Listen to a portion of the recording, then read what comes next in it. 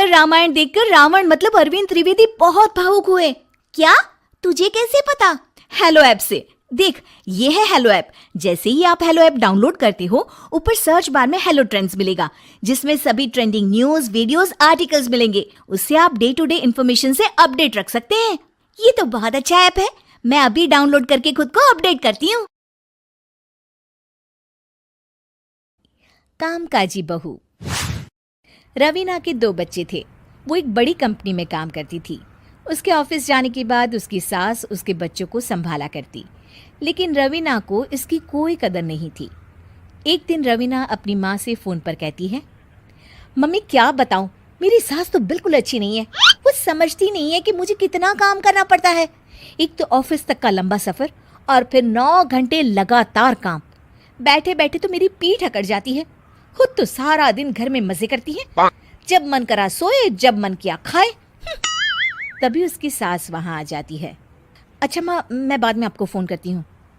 जी mummy जी, कोई काम है क्या आपको? क्या हुआ? रवीना बहू, सारा दिन तो तू ऑफिस के मजे लेती है, लेकिन यहाँ ये बच्चे मुझे आराम भी नहीं करने देते। मेरी तो तबीयत खराब हो रही है। तो आपको लगता है कि मैं दफ्तर में मौज करती हूँ? आपको क्या समझाऊँ, छोड़िए। माँ, काम करना भी ज़रूरी है। मजबूरी नहीं होती तो मैं खुद ही अपने बच्चों को देख लेती।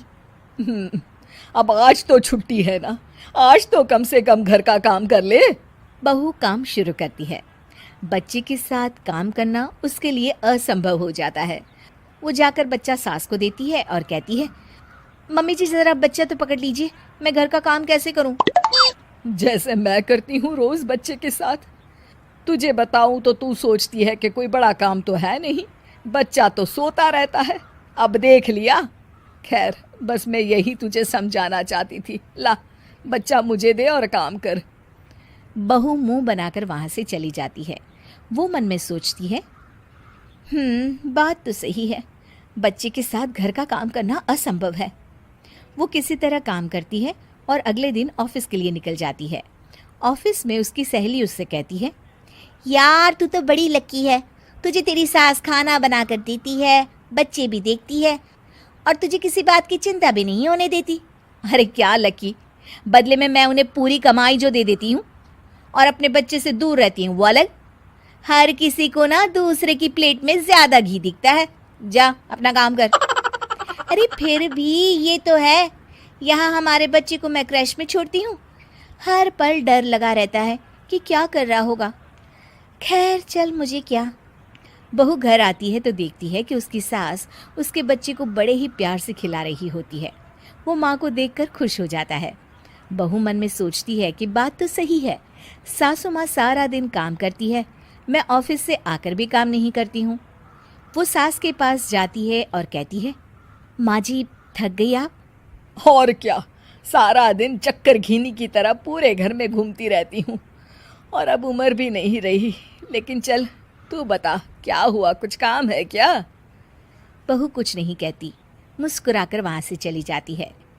लेकिन अगले दिन सुबह सुबह बहू सास से पहले उठकर उन्हें चाय देती है। अरे, आज सूरज कहाँ से उगा है? तू पहले उठ गई? चल, अच्छा किया, मरने से पहले तेरे हाथ की चाय तो पी ली। चलो अब चलकर किचन में लगूं। माँ जी, आपको आज से काम करने की ज़रूरत नहीं है। काम करने की ज़रूरत नहीं है मतलब? क्या तू करेगी आज से सारा काम? इतने अच्छे तो हमारे नसीब नहीं है भाई। नहीं माँ जी, मैं नहीं करूँगी, ना ही आप करेंगी, बल्कि ये करेगी। तभी वहाँ एक काम वाली बाई आ जाती है। ये कौन है बहू? माँ जी, ये नौकरानी है और आज से सारा काम यही करेगी। मुझे माफ़ कर दीजिए माँ जी, मैं नहीं समझ पाई कि आप थक जाती हैं। आज से आप सिर्फ आराम करिए और मुन्ने के साथ खेलिए। और सास बहू बच्चे के साथ खेलने लग जाते हैं।